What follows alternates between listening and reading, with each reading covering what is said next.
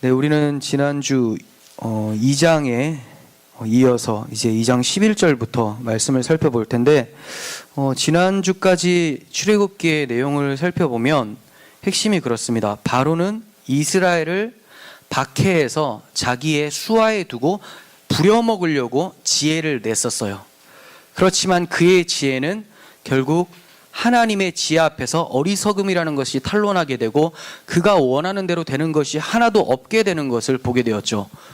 그가 박해를 하면 할수록 이스라엘 백성들은 번성하게 되었고 히브리 산파라고 하는 아무것도 아닌 정말 작은 자들까지도 바로의 명을 거역하고 하나님을 두려워하는 모습을 보게 되었고 결국은 자기의 딸 바로의 딸 공주를 통해서 이스라엘을 구원할 자를 하나님께서 보호하시고 준비시키고 계셨다라는 것을 통해서 바로가 아무리 대적하지만 하나님의 뜻은 든든히 서가는 것을 우리는 살펴봤었어요. 이와 같이 세상은 마귀가 끊임없이 하나님의 나라를 침범하고 파괴시키려고 노력을 하지만 하나님께서는 그의 악도 사용하셔서 선을 이루시는 하나님 나라를 완성시키는 데에 준비로 쓰시고 계셨다는 것을 우리는 보게 됨으로써 오직 하나님께 마음을 둘 때 우리의 마음은 위로함을 받고 평안할 수 있다는 것을 살펴보았습니다. 오늘은 그 이후에 이어지는 내용인데 지난주까지는 모세가 어렸을 때 이야기였는데 이제 모세가 장성한 후에라고 시작을 하게 됩니다.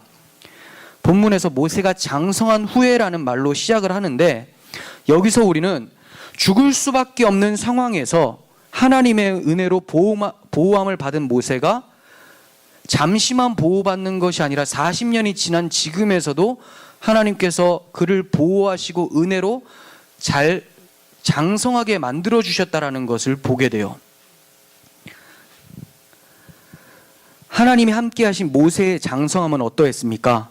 유모였던 친어머니 요게벳을 통해서 길어야 4년 5년 정도의 히브리인 교육을 좀 받았었어요. 교육이라고도 할 것도 없어요. 그냥 요게벳이 젖주면서 기도하고 조금씩 가르쳐줬었던 그 조금의 지식, 하나님을 아는 지식, 히브리인으로서의 정체성, 그리고 그의 사명에 대해서 알려줬었던 것들, 거기에 비해서 이제 바로의 딸이 되고 입양된 후로는 35년 정도나 애굽의 최고의 교육을 받았던 모세였죠. 그런데 35년간 받았던 이 애굽의 교육이 4년에서 5년 정도밖에 받지 않았었던 히브리 교육보다 앞서지 못했다라는 것이 하나님의 보호하심이었다라는 것을 보게 돼요. 왜냐하면 그 정도 긴 시간 동안 애굽의 교육을 받았으면 그가 애굽화되었고 완전히 애굽의 문명과 애굽의 가치관을 통해서 애굽인의 정체성을 가지고 살아야 됐을 텐데 우리가 성경을 보면서 알게 되는 것은 이 모세가 히브리인의 정체성과 사명감을 그대로 가지고 있다는 것을 발견하게 된다는 거죠. 어떻게 이럴 수 있게 되었는가? 물론 하나님의 은혜, 보호하심이 있었고 하나님은 그를 구원자로서 세우시기 위해서 지금까지 장성한 분량까지 이르도록 만드신 것을 보게 돼요. 또 하나 우리가 발견하게 되는 것은 아이들 조기 교육이 너무나 중요하다는 것을 알게 되죠. 커서 애들이 엄청 많은 것을 배우게 되지만 그것보다 어렸을 때 부모님 품에서 받게 되는 가정교육이나 여러 가지 지식들, 정체성들이 아이들에게 큰 범위를 차지하게 된다는 거예요. 모세 같은 경우는 그 어머니 요게벳이 어렸을 때 그렇게 가르쳐주지 않았다면 자신의 정체성과 지위를 잃어버리고 그냥 애굽의 왕자로서 또 히브리인들을 학대하는 데 앞장섰을 수 있는 위험에 처했던 사람이었어요. 하지만 부모의 기도와 교육을 통해서 그가 이렇게 변화되는 것을 우리는 보게 됩니다. 우리는 얼마나 우리 자녀들한테 하나님의 말씀을 가르치고 그리스도인의 정체성과 그리스도인의 사명을 가르치고 있는지 돌아보면서 우리 아이들이 정말 모세와 같이 하나님의 뜻 가운데 자라날 수 있는 아이들이 될 수 있도록 도와주시기를 바랍니다. 모세가 히브리인이라는 정체성이 확고했고 자기 동족들이 고된 노동을 하는 것에 대해서 마음이 아파했던 것을 본문을 통해서 알 수가 있어요. 그래서 11절에서는 자기 형제들이라는 표현을 2번이나 사용을 하고 있습니다. 그가 그토록 정체성이 정확하게 확립이 되어 있었다는 것을 강조하고 있는 거죠. 모세는 하나님께서 자신을 통해서 이스라엘을 구원하실 거라는 사명감을 가지고 애굽에 애굽인에게 고통받고 있었던 히브리 형제를 구원해 주게 되죠. 어느 날 나갑니다. 자기 형제들이 어떻게 살아가는지를 보게 돼요. 그런데 고된 노동을 하고 있어요. 어떤 애굽 사람이 한 히브리 사람을 치는 것을 보았다고 합니다. 여기서 치다라는 단어가 우리가 예전에 반석을 쳐서 물이 나온다고 할 때 이 치다, 낙하라는 단어인데 똑같아요. 죽이다, 치다, 멸하다 이런 뜻입니다. 그런데 이것을 보고 애굽 사람을 쳐서 죽여요. 모래 속에 감추죠. 여기서 치다도 동일하게 낙하라는 단어를 써요. 그러니까 애굽인이 히브리인을 치니 모세도 애굽인을 쳤더라. 이 얘기죠. 제가 이 치다라는 단어를 또 강조하는 이유도 지금 이 모세의 모습은 굉장히 성급한 모습 그리고 잘못된 모습이 나타나지만 그게 다가 아니라는 것을 나중에 말씀드리기 위해서 조금 강조를 하고 있는 거예요. 그런데 먼저 우리는 모세가 잘못된 행동을 했다라는 것을 좀 비판을 해야 될 필요가 있습니다. 그의 사랑과 용기, 정체성 확립에 대해서는 칭찬받을 만하지만 그는 문제가 뭐였냐? 하나님보다 더 앞서 달리는 실수를 했었던 것이죠. 그가 육신의 능력을 신뢰했다라는 거예요. 그가 지금 몇 살입니까? 40이에요. 40이니까 얼마나 건장하고 또 외형적으로나 힘으로나 강함을 나타낼 수 있었겠습니까? 그래서 그는 자신의 힘을 통해서 애굽 사람의 압제에서 벗어나게끔 도와줬었다는 거죠. 자신의 힘을 신뢰했다라는 것은 12절에서 모세가 좌우를 살피며 사람이 없음을 보고라는 것을 통해서도 알게 돼요. 좌우를 살폈지만 사람이 없는 건 봤지만 하나님이 어떻게 생각하고 있는 것은 놓쳐버렸던 것이죠. 그게 그의 문제점이었어요. 이러한 모습은 베드로의 모습 속에서도 나타났었습니다. 겟세마네 동산에서 예수님과 함께 있을 때 베드로가 어떻게 했어요? 자기의 칼을 빼서 대제사장 종 말고의 귀를 쳐서 떨어뜨려 버리죠. 그랬더니 예수님께서 칼로 선 자는 칼로 망한다라고 하고 내 나라는 이렇게 서는 나라가 아니다라고 하고 칼집에 집어넣으라고 해요. 그러니까 베드로의 문제점은 뭐였습니까? 예수님을 자기의 능력, 자기 힘으로 지켜내려고 했던 것이죠. 하나님의 뜻은 잘 모르고 하나님의 방법도 모르는 상태로 행해졌었던 거예요. 이와 같은 모습이 모세에게도 나타났었던 것이죠. 자신의 힘을 의지하고 하나님의 뜻을 이루어 보려고 노력하는 그 모습, 이러한 모습은 아브라함한테도 나타났었죠. 하나님의 뜻을 이루어 드리려고 했을 때 어떤 방법을 취했습니까? 아들이 태어나지 않자 자기 첩, 아내, 여종 하갈을 통해서 이스마엘을 낳아버리죠. 나의 능력으로 하나님의 뜻을 이루어 드려야 되겠다. 하나님의 때도 아니었고 하나님의 방법도 아니었어요. 고린도후서 10장 3절에서는 이렇게 말씀하세요. 우리가 육신으로 행하나 육신에 따라 싸우지 아니하노니 우리의 싸우는 무기는 육신에 속한 것이 아니요 오직 어떤 견고한 진도 무너뜨리는 하나님의 능력이라. 우리의 싸우는 무기는 하나님의 능력이 우리의 무기고 힘이라는 것이지 결코 우리의 육신에 따른 힘이 아니라고 얘기를 하고 있습니다. 이것은 모든 이론을 무너뜨리며 하나님 아는 것을 대적하여 높아진 것을 다 무너뜨리고 모든 생각을 사로잡아 그리스도에게 복종하게 하는 능력이라고 합니다. 결국은 영적인 능력, 하나님을 바라보고 하나님께서 행하실 일을 기대했어야 되는데 모세는 그렇게 하지 못했던 거죠. 결국 하나님께서는 자기 힘을 의지하는 모세를 목자의 지팡이, 즉 하나님으로부터 나오는 능력을 의지하는 자로 바꾸어 버리시기까지 행하신다는 것을 보게 돼요. 모세가 자기 힘을 의지했었던 때는 자기의 대적 또한 잘못 인식하고 싸웠어요. 대적을 누구로 생각하고 있습니까? 여기에서 애굽인이라고 생각을 하고 있는 거예요. 애굽인. 그런데 모세는 애굽인들의 머리인 바로와 대적했어야 되는 것이죠. 하지만 하나님의 힘을 의지하게 되었을 때는 대적 또한 바르게 인식하게 돼요. 하나님이 모세를 어디 앞에 서라고 합니까? 너는 바로 앞에 서서 내 백성을 이끌어내라라고 얘기를 해요. 하나님의 힘을 의지할 때는 대적도 누구인지 알게 돼요. 그럼 내 힘을 의지하게 될 때는 대적이 누군지를 모르고 싸우다 보니까 우리의 대적은 사탄 마귀인데 괜히 우리 이웃에게끔 화를 불러일으키고 싸우게 되고 비난하고 내가 저 사람을 넘어뜨려야지 내가 승리하는 것이다. 믿음을 이긴다. 그 상태 자체가 믿음에서 진 모습이죠. 우리는 하나님의 힘을 의지해야 되고 하나님께서 대적하라고 한 대적을 대적할 수 있어야 돼요. 그러려면 철저하게 우리의 모든 생각들이 하나님 중심에서 서 있어야 되는 것이죠. 모세의 또 하나의 실수가 하나님의 때를 기다리지 않았던 거예요. 혈기로 충만한 사람들은 자기 혈기가 속삭이는 자기 혈기의 때를 하나님의 때라고 스스로 속이고 있어요. 내가 지금 기질이 굉장히 화가 나고 열받으니까 이게 바로 하나님의 뜻을 이루는 절호의 찬스일 거야 라고 생각을 한다는 거죠. 굉장히 성급해요. 신중함이 없어요. 그래서 디도서에서도 신중해라 라고 계속 얘기하잖아요. 신중해야 되죠. 신중해야지 분별이란 게 있는데 신중하지 않으니까 이건 마귀가 하는 말, 내 육신의 욕망이 하는 말을 듣고 하나님의 음성이다라고 생각해서 행할 때가 참 많다는 거예요. 모세의 동기가 비록 하나님의 백성을 구원하겠다라는 선한 동기였다 할지라도 하나님의 때를 기다리지 않았던 것은 큰 실수였어요.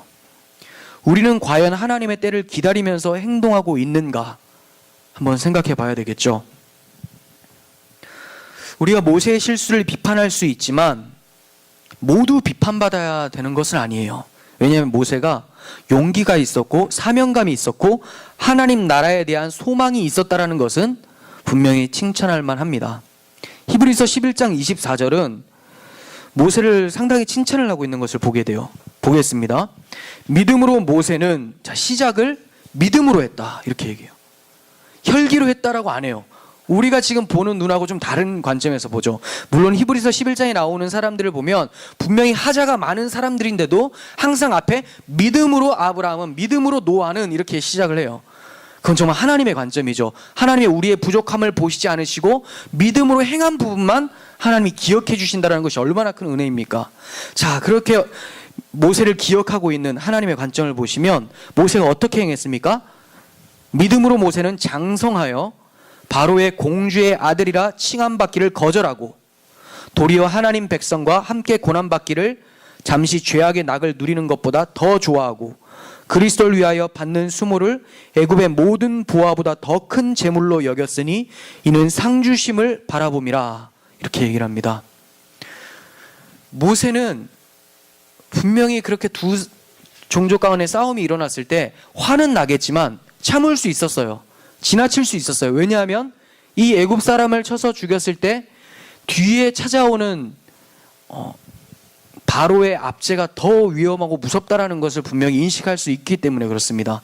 내가 괜히 섣불리 나섰다가 나 이거 궁전에서 퇴출당하는 거 아니야? 충분히 생각할 수 있었음에도 불구하고 히브리서의 증거대로 바로의 공주의 아들이라 칭함을 받기를 거절하고 하나님의 백성과 고난받기를 더 좋아했다. 이걸 무슨 고난이라고 하죠? 그리스도를 위한 고난이었다라고 히브리서는 얘기를 하고 있어요. 그러니까 그는 애굽에서 왕자 노릇하는 것을 원한 것이 아니라 하나님께서 주신 사명감에 대해서 잊지 않고 있었다는 것은 분명합니다. 그리고 하나님께서 자기를 사용하셔서 구원하실 거라는 그 사명감을 굳게 가지고 있었기 때문에 이 일을 행하게 되었던 거죠. 물론 실수적인 부분은 그가 하나님의 방법과 하나님의 때를 알지 못했던 것은 맞지만 그가 믿음으로 행하려고 했었던 그 중심은 우리가 잊을 수는 없는 거죠. 우리 또한 굉장히 믿음으로 행할 수 있는 상황들이 많이 펼쳐져요. 그 말은 반면에 믿음이 아닌 것을 택할 상황도 굉장히 많이 펼쳐진다는 거예요. 근데 믿음이 아닌 것을 택했을 때, 육신의 안위를 위해서 택했을 때 정말 세상에서 안락하게 살 수 있는 그런 유혹들이 우리 주변에는 많이 깔려 있습니다. 그런데 이것을 버리고 내가 정말 하나님 뜻으로 살아갈 수 있는가? 내가 모든 사람이 다 예스라고 할 때, 내가 노라고 했을 때 찾아오는 이 압박감, 이 정죄감, 비난함, 이걸 어떻게 받아낼 수 있는가? 모세가 어떻게 이겨냈다고 합니까? 상주심을 바라봄이라. 더 구체적으로 말하면 상주시는 하나님을 바라본 것이죠. 모든 사람들의 눈이 100명, 1000명의 눈이 그것이 아니라고 할지라도 하나님께서 그게 맞다라고 한다면 우리의 눈은 하나님께 고정되어 있어야 되는 것이 맞습니다. 그리고 하나님께서 보신 대로 우리의 삶은 그쪽으로 이동되어야 되는 것이 맞는 거예요. 하나님께서는 모세의 경솔한 행동을 통해서도 그리스도를 통한 구원의 모습이 어떠한지를 계시하고 계세요. 스데반 집사는 모세가 애굽인을 쳐 죽인 행동에 대해서 부정적으로 언급하고 있지 않아요. 왜 그럴까요? 분명히 우리는 지금 두 가지 다 살펴봤어요. 이런 부분은 좀 부정적이고 부족했다. 근데 이 부분은 믿음으로 행해서 참 괜찮았다. 그런데 스데반 집사는 긍정적으로 지금 묘사를 하고 있거든요. 이제 살펴볼 텐데 왜 그런가? 모세 행동 자체에 초점을 두는 것이 아니라 모세 행동을 통한 하나님의 구원 계시에 초점을 뒀기 때문에 그래요. 다시 말씀드리면 모세가 한 행동이 뭐냐를 본 것이 아니라 그 행동을 통해서 하나님이 무엇을 말씀하시고자 하는 건가, 구속사적으로 무엇을 얘기하시고자 하는 건가, 이거를 발견했기 때문에 스데반 집사가 긍정적인 평가를 하는 것을 보게 돼요. 사도행전 7장 22절 좀 보겠습니다. 모세가 애굽 사람의 모든 지혜를 배워 그의 말과 하는 일이 능하더라. 나이가 40이 되매 그 형제 이스라엘 자손을 돌볼 생각이 나더니 한 사람이 원통한 일을 당함을 보고 보호하여 압제받는 자를 위하여 원수를 갚아 애굽 사람을 쳐 죽이니라.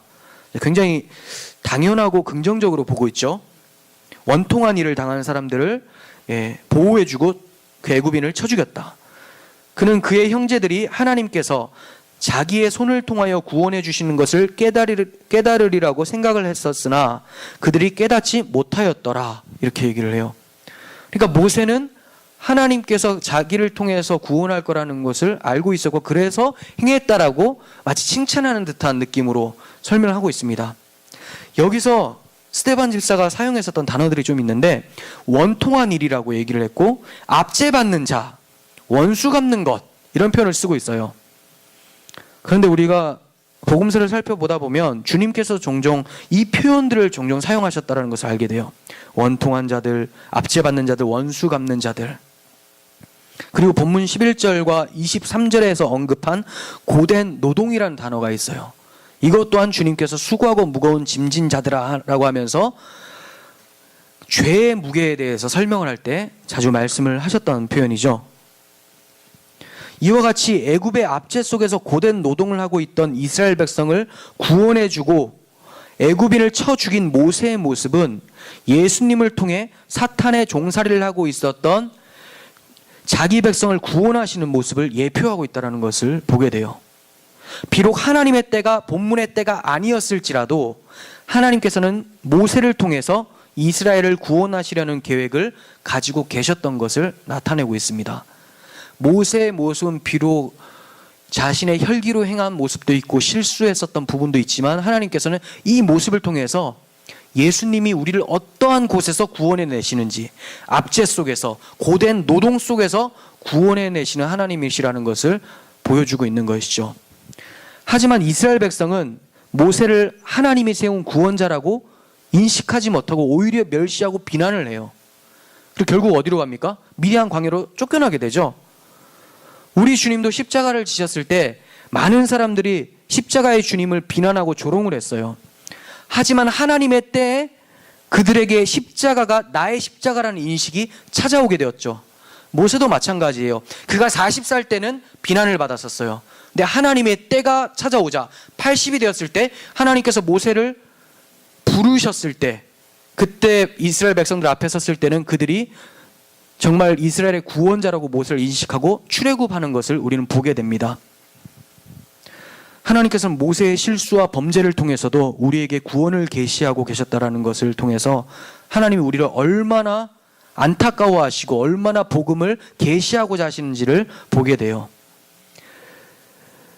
계속해서 또 보겠습니다. 16절에서 22절 내용인데 이제 모세가 도망자 신세가 되는 내용이에요. 모세가 애굽인을 죽였다라는 소문이 바로에게까지 들리자 바로가 모세를 찾아 죽이겠다고 합니다. 그러니까 모세가 너무나 두려운 나머지 미디안 광야로 도망치게 되죠. 결국 이스라엘의 구원자로 부르심을 입은 모세의 모습이 살인자로서 또 도망자로서 광야로 쫓겨나가는 신세가 되어버린 거예요. 자기의 의지와 상관없이 애굽으로 탈출하게 되어버린 것이죠. 이 사건을 보는 우리들도 허탈하겠지만 제일 허탈하고 마음 아팠던 사람이 누굴까요? 그럴 것 같아가지고 질문했어요. 자, 하나님이 허탈해 하실까? 하나님 지금 이걸 다 계획을 쫙 세워서 이렇게 데려가고 계시는데 하나님이라고 하면 안 되죠. 왜냐하면 눈빛이 하나님이라고 하실 것 같아가지고 제가 질문했는데 누가 제일 마음이 아플까? 엄마죠, 엄마. 부모죠. 아니, 분명히 하나님께서 이 구원자로 세우실 거라고 계시까지 해주셨고 방주를 통해서 구원까지 해주셨는데, 그리고 애굽에서 왕자로 크지만 히브리인 정체성을 늘 가지고 살았던 모세를 봤었는데 이제 광야에서 도망자 신세가 되어버린 것을 보면서 얼마나 마음이 아플까요? 아플 수 있습니다. 하지만 성경을 구속사적인 맥락에서 보게 되면 이 당혹감과 절망감은 이내 소망으로 바뀌게 돼요. 왜냐? 구속사는 상황과 현상에 초점을 두는 것이 아니라 그 상황과 현상을 움직이시는 선하신 하나님의 손에 초점을 두고 보는 것이 구속사이기 때문에 그래요. 하나님께서는 모세의 범죄를 사용하셔서 먼저 모세를 출애굽시키시고 광야에서 훈련시키심으로 40년 후에 이스라엘 백성을 출애굽시킬 인도자를 준비시키고 계셨던 거예요. 누가 이런 하나님의 선하신 계획을 알겠습니까? 이 당시는 아무도 알 수가 없어요. 가장 절망적인 상황에서 하나님은 가장 위대한 일을 준비하고 계획하고 계셨다는 거예요. 이러한 모습은 성경을 통해서 너무나 많이 우리가 접하게 되죠. 야곱이 가장 절망적이고 위기의 순간이었을 때도 하나님께서는 가장 선하신 것을 준비하고 계셨던 것을 보게 되고, 아브라함 때도 마찬가지고 이삭 때도 마찬가지예요. 그가 믿음으로 행하지 않아서 애굽으로 내려가고 그랄로 내려가고 블레셋 왕과 또 내려가서 자기 아내 팔아먹고 이럴 때에도 끊임없이 하나님께서는 하나님의 일을 준비하고 계셨다는 것을 통해서 우리는 위로를 얻게 돼요. 왜 그렇습니까? 우리 삶 속에서 절망감 있는 상황들이 찾아올 수가 있어요. 그렇지만 그러한 상황이 찾아올 때일수록 우리가 어떻게 생각할 수 있느냐? 내가 절망하기 때문에 이제 하나님이 일하시는구나. 내가 절망의 순간이기 때문에 나는 하나님만을 바라보게 되니까 하나님은 이 순간 가운데 가장 위대한 일을 행하심으로 하나님의 영광을 드러내실 거라는 소망을 갖게 마련인 것이죠. 소망의 하나님을 바라볼 수 있는 눈이 우리에게 있었으면 좋겠습니다. 이렇게 모세는 자의적이지는 않지만 하나님의 인도함 속에서, 그리고 그가 또 애굽에서 낙을 누리는 것을 좋아하지 않고 하나님의 백성들과 함께 고통당하는 것을 즐거워함으로써 출애굽하게 됩니다. 그래서 어디로 갑니까? 미디안이라고 하는 곳으로 가요. 미디안은 아브라함과 그두라 사이에 태어난 아들의 민족이에요. 아브라함의 아내 사라가 있었고 또 나중에 첩이 있는데 그 그두라거든요. 이 그두라를 통해서 낳은 아들이에요. 창세기 25장에 나옵니다. 미디안 제사장의 딸들이 미디안 제사장의 딸들이 7딸들이 있는데 양떼를 물을 먹이려고 데려갔는데 나쁜 목자들이 있었던 거죠. 그래서 방해를 놓고 막 괴롭힙니다. 그때 모세가 일어나서 이들을 물리쳐주고 다시 양떼를 먹여요. 야, 너무 참 대단한 모세 아니에요? 혈기가 대단하긴 해요. 이때도 혈기로 행한 건 맞겠죠. 지금 모세의 상황이 어떤 상황이에요? 누구를 죽이고 나서 지금 쫓겨난 상황인데 비슷한 상황이 펼쳐진 거예요. 그럼 여기서 어떻게 해야 될까요? 보통 내가 여기서도 쫓겨나면 큰일 나겠다, 가만히 있어야지 할 텐데 또다시 정의로움이 막 찾아오는 거예요. 그래서 불같은 이 마음에 이제 이들을 쫓아내버리고 그들을 구원해 주죠.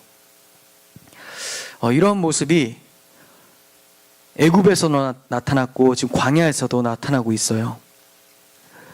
미디안 제사장의 딸들이 모세를 애굽인으로 인식을 해요. 아버지가 너 어떻게 이렇게 빨리 물 먹이고 왔느냐 이렇게 물어봤거든요.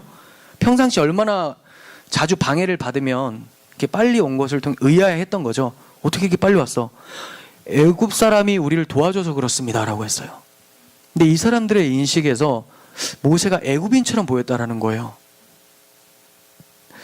이 말은 그가 유대인보다는 애굽인을 더 닮았다라는 것을 의미하는 거죠. 외형을만을 얘기하는 게 아니에요. 그의 어떠한 말투나 행동들 이런 것들이 애굽인의 느낌이 여전히 강하게 있었다라는 것을 보게 됩니다. 분명히 그가 히브리 정체성을 가지고 있었음에도 불구하고 그는 아직까지 애굽인의 때를 빼어야 될 상황이었던 사람이에요. 하나님께서 이것을 빼기 위해서 광야로 부르신 것이죠. 애굽에서 모세가 애굽대가 빠지겠습니까? 광야로 몰아내시고 거기서 하나님 백성으로 훈련시켜 가시는 거예요. 이렇게 애굽인으로 처음 인식되는 모습을 통해서 생각하게 되는 것은 하나님의 백성이 세속적이어서 주변 사람들로 하여금 하나님 백성만이 가진 영생의 소망을 발견하는 데 있어서 거치게 된다면, 걸려 넘어지게 된다면 얼마나 큰 손실이고 안타까운 것인가를 보게 돼요. 모세는 미디안 광야에서 하나님의 충성된 종으로 40년간 훈련을 받게 되고, 이때 하나님은 자기 백성의 구원자로서의 직무를 감당할 자로 모세를 준비시키십니다. 비록 모세의 시작은 애굽의 왕자로 시작이 되지만 하나님은 이스라엘을 인도할 구원자로 바꾸어 버리시는 것을 보게 될 때, 우리 또한 우리의 지금 모습이 좀 세속적이고 이 세상 사람과 별반 차이 없어 보일지라도 하나님께서 선하신 훈련 가운데서 우리를 그리스도의 장성한 분량까지 바꾸어 내실 거라는 그 기대감이 있다는 것이죠. 그렇기 때문에 우리가 주님께 기도하고 주님을 의지하고 나를 변화시켜 달라고 부르짖게 되는 것이에요. 모세는 십보라에게 아들을 낳았습니다. 이름을 게르솜이라고 지었어요. 굉장히 의미하는 바가 있어요. 게르솜, 이방에서 나그네가 되었다, 이 뜻이에요. 이방에서 나그네가 되었다. 이거는 모세가 미디안 땅에 있으면서도 미디안 땅이 자기 본향이라고 생각하지 않고 늘 본향 찾는 자임을 나타내었다는 것을 보여주고 있죠. 그러면 모세가 찾는 본향이 어딘가? 네, 곽성도님. 모세가 내 본향, 돌아가야 될 내 본향 어디라고 생각할까요? 네, 맞습니다. 애굽이 아니죠? 애굽 아니에요. 애굽은 자기가 있어야 될 곳이 아니라고 진작에 느끼고 있었어요. 히브리서 11장 13절은 이렇게 말씀하고 있습니다. 이 사람들은 다 믿음을 따라 죽었으며 약속을 받지 못하였으되 그것들을 멀리서 보고 환영하며 또 땅에서는 외국인과 나그네임을 증언하였으니, 자, 또 동일한 단어 나오죠. 외국인과 나그네였음을 증언하였다. 그들이 이같이 말하는 것은 자기들이 본향 찾는 자임을 나타냄이라. 그들이 나온 바 본향을 생각하였더라면 돌아갈 기회가 있었으려니와 그들이 이제는 더 나은 본향을 사모하니 곧 하늘에 있는 것이라. 이러므로 하나님이 그들의 하나님이라 일컬음을 받으심을 부끄러워하지 아니하시고 그들을 위하여 한 성을 예비하셨느니라. 그러니까 믿음의 조상들은 다 무엇을 바라봤습니까? 본향, 하나님이 준비하신 성을 바라봤다는 거예요. 그 성은 어딜까요? 1차적으로는 약속의 땅 가나안이지만 그것도 아니에요. 왜냐하면 그곳이었다면 돌아갈 기회가 있었을 거예요. 애굽이었더라도 돌아갈 기회가 있었을 거예요. 그렇지만 그들은 그쪽으로 가려고 했던 것이 아니라 어디요? 하나님이 준비하신 한 성, 더 나은 본향을 사모했다. 하늘에 있는 것이다라고 얘기를 하고 있습니다. 그 하늘에 있는 성은 뭡니까? 계시록 21장에 나오는 새하늘과 새 땅, 새 예루살렘 성이 내려오죠. 그것이 바로 성도들이 바라봐야 될 본향이라는 거예요.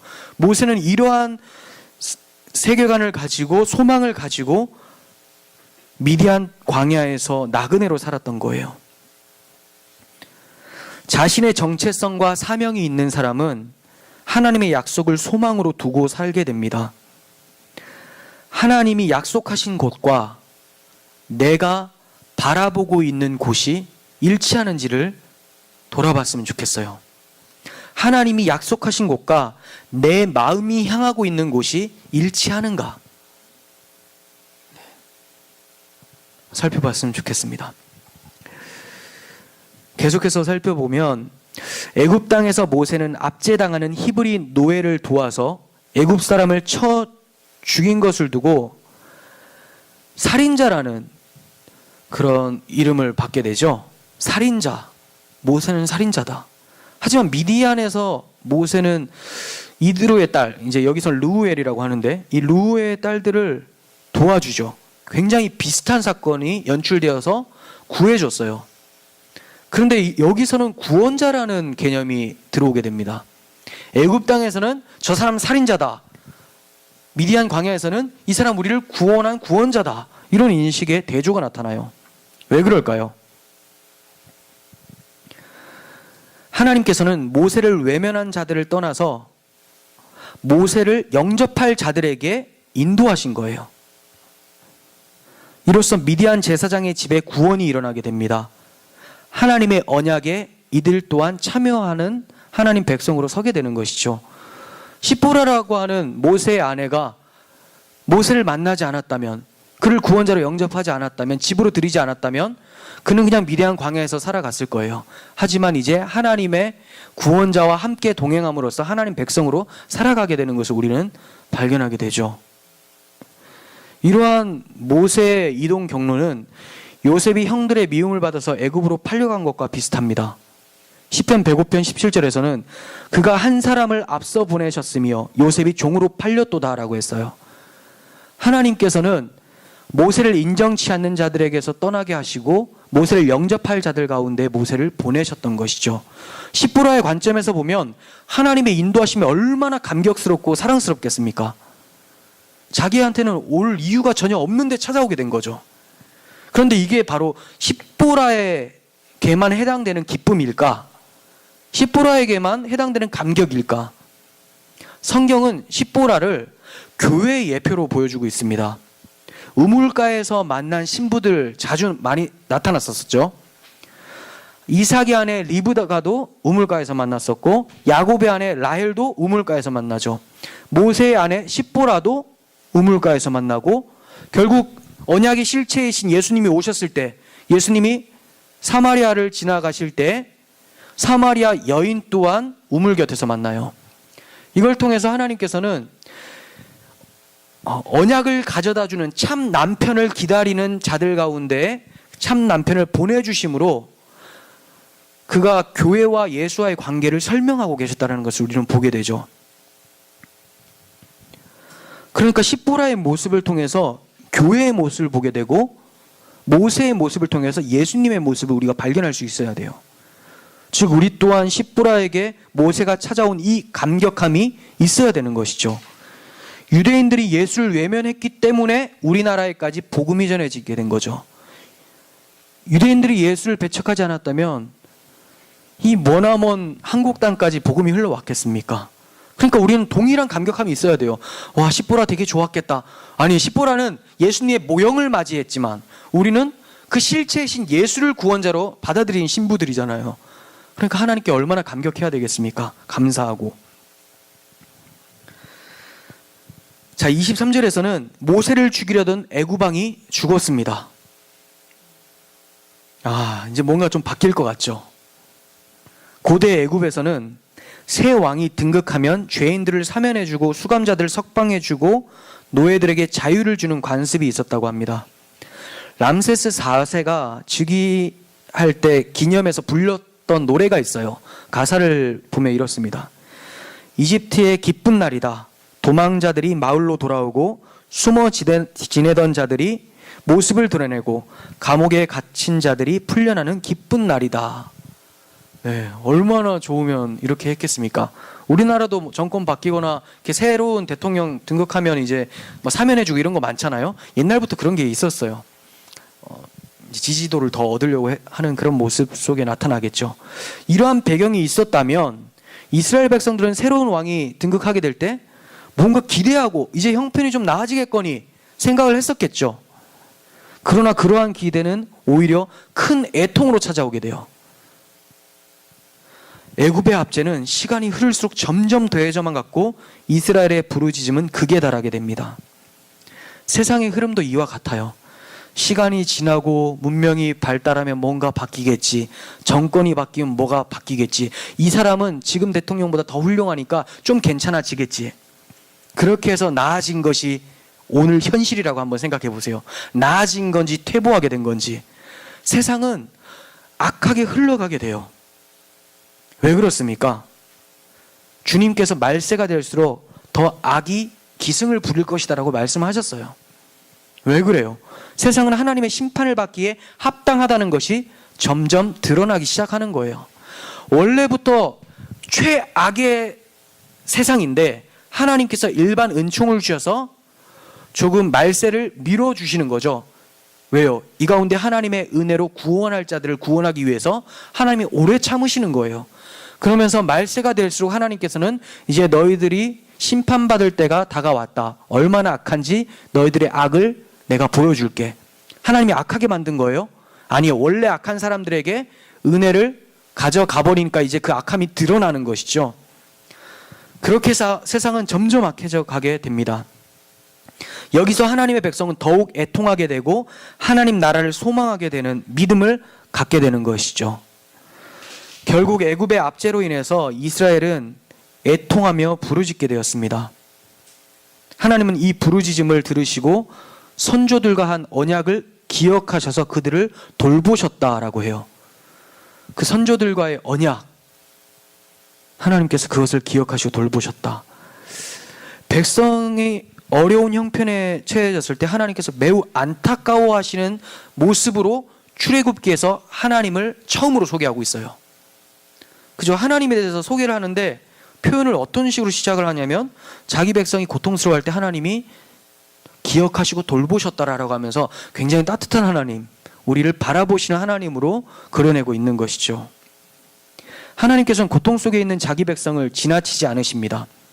그 말은 당장에 있는 고통을 해결해 주신다라는 말이 아니에요. 그들이 고통 가운데 울부짖을 때 그 고통, 작은 신음에도 하나님이 귀를 기울여 들으신다라는 걸 얘기를 하는 거지, 이 고통이 지금 당장 지나가도록 만드신다는 게 아니에요. 하나님께서는 이스라엘 백성의 작은 신음에도 민감하게 귀 기울이고 계셨던 거예요. 그렇기 때문에 지금 바로가 아니라 이전에 바로 왕 때부터 누구를 준비했습니까? 그들을 구원하기 위해서 모세를 준비시키고 계셨던 거예요. 그래서 이들이 탄식하고 부르짖고 하나님이 들으셨다라는 기록 앞에 뭐가 있는 거예요? 모세의 준비 과정이 있는 거죠. 하나님이 그들이 이렇게 압제당할 때 그냥 못 본 척하고 지나가시는 분이 아니라 이들의 고통을 함께 아파하면서 하나님의 구원자를 준비하고 계셨다는 것을 먼저 보여주고 이 단락을 보여주고 있는 것이죠. 이스라엘 백성들의 고된 노동과 압제로 고통스러웠다라고 얘기를 하고 있는데, 도대체 이들이 겪었던 고통, 고된 노동은 도대체 무엇일까? 흙이기기, 벽돌 굽기. 그렇죠. 이것도 맞아요. 왜냐하면 이들이 정말 이것 때문에 괴로웠거든요. 볏짐도 주지 않고 그냥 벽돌 구우라고 하고 건물 만들려고 하고 이러니까 얼마나 힘들겠습니까? 하지만 그것도 결국 결과로 나타난 거지, 고통의 본질은 무엇일까요? 고통의 본질. 그들의 왕 하나님이 아니라 애굽 왕 아래 살고 있는 것이 본질이에요. 흙 이기기가 어려운 게 아니라 하나님이라는 왕이 아니라 다른 세상의 왕의 종로를 타고 있는 것이 그게 문제죠. 우리에게 적용시키면 이렇습니다. 하나님의 통치가 아니라 세상 가치관의 지배를 당하는 것. 하나님께서는 우리가 세상에서 성공하지 못하는 것에 대해서 고통스러움을 보고 성공해주게 만드시는 분이 아니에요. 그러한 것으로 고통스러워하는 우리의 사고를 바꾸어 내심으로써 돌보세요. 이해가 되세요? 내가 성공하지 못해서, 내가 잘 살지 못해서 굉장히 괴로워하고 애통하고 있으면 잘 살게 만드시고 성공하게 만드시고 건강하게 만드셔서 위로하시는 것이 아니라 그러한 사고로 고통스러워하고 있는 그 생각 자체, 가치관을 바꾸어 버리시는 거죠. 그러니까 그게 아니니까 없던 것이 슬픔으로 찾아오지가 않는 거예요. 그게 무슨 말이냐면 세상 사탄 마귀의 종살이를 하고 있었는데, 가치관도 거기에 끌려가고 있었는데 거기서 빼내서 하나님 나라 안에 집어넣어 버리니까, 하나님의 통치 안에 집어넣어 버리니까 가치관이 바뀌는 거죠. 저게 굉장히 소중하고 저게 위로일 것 같았는데 이제 저게 없어도 그게 슬프지가 않은 거죠. 그렇게 해서 하나님이 돌보신다는 거죠. 그러니까 우리는 무엇 때문에 부르짖는가가 먼저 정리가 되어야 돼요. 성도는 죄로 인해서 고통스러워하면서 부르짖게 돼요. 그리고 하나님의 구원은 그 죄로부터 해방시키시는 것이죠. 그런데 여기서 오해하는 부분이 있어요. 이스라엘 백성들이 부르짖었더니 구원하셨다. 네, 순서가 그렇습니까? 마치 오늘 본문에서는 그렇게 표현을 하고 있는 것 같아요. 이스라엘 백성이 부르짖으니까 하나님이 들으시고 언약을 기억하셔서 돌보셨다. 하지만 언약을 기억하셨다라고 했다면 언약이 먼저 있었다라는 것을 우리는 보게 돼요. 그럼 이걸 어떻게 정리할 수 있을까요? 하나님이 야곱에게도 너 내려가라, 애굽으로 내려가라. 하지만 내가 너와 함께 있겠고 너를 이끌어서 다시 가나안 땅으로 돌아오게 할 것이다 라고 약속을 해주셨어요. 그런데 이들 가운데 고된 노동이 있고 애통함이 있고 부르짖음이 터졌습니다. 그렇다면 이걸 우리는 어떻게 해석해야 될까?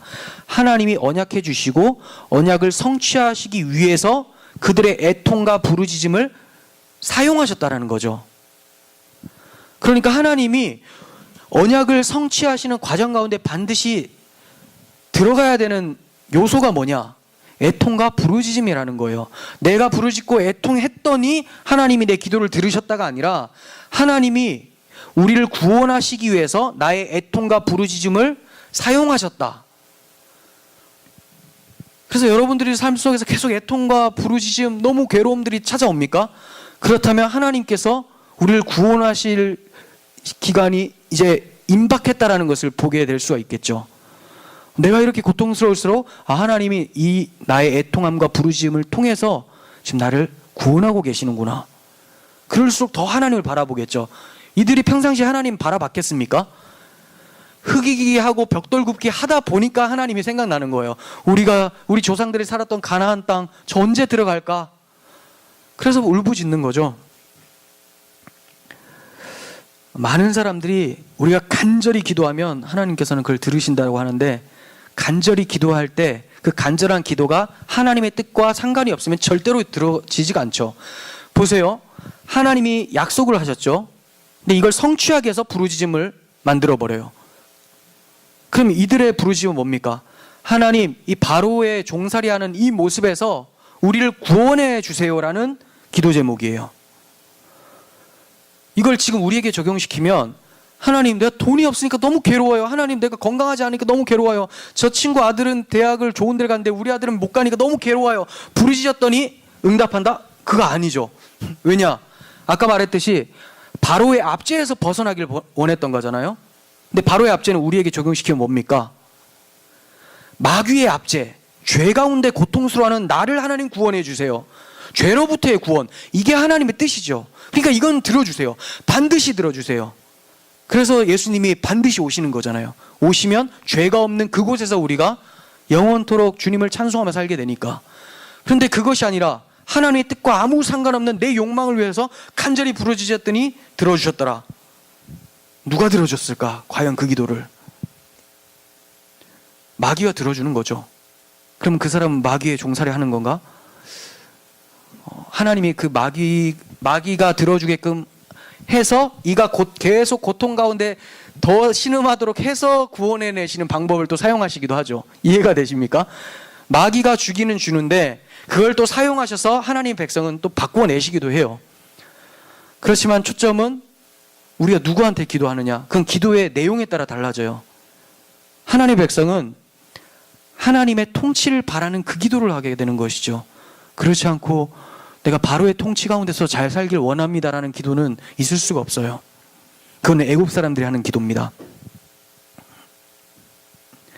하나님께서는 430년간 애굽의 종살이 속에서도 이스라엘 백성과 함께 계셨고, 이제 하나님의 때에 모세를 훈련시키심으로 출애굽을 준비하고 계세요. 아브라함, 이삭, 야곱에게 하셨던 언약이 성취되기 직전입니다. 야곱과 요셉이 임종머리에서 하나님은 반드시 찾아오셔서 우리를 구원하실 거라는 그 언약이 이제 곧 이루어지게 돼요. 우리들에게 절망적인 세상이 찾아오고 있는 만큼 하나님 나라는 가까이 왔다라는 것을 기억하시길 바랍니다. 우리의 구원의 날이 언제인지 알 수 없지만 우리가 지금 죄로 인해서 탄식하고 애통하고 부르짖고 있다면 하나님의 때는 가까이 온 것입니다. 하나님은 구원의 날을 위해서 오늘도 우리를 탄식하며 부르짖게 동참하심으로써 구원자 예수님을 준비하고 계시고 우리를 구원하시기로 계획하신다라는 것을 기억하시길 바랍니다. 그 소망의 나라를 바라보면서 오늘도 출세상의 삶을 살아가는 그리스도인의 모습이 되기를 간절히 소원합니다. 기도하겠습니다.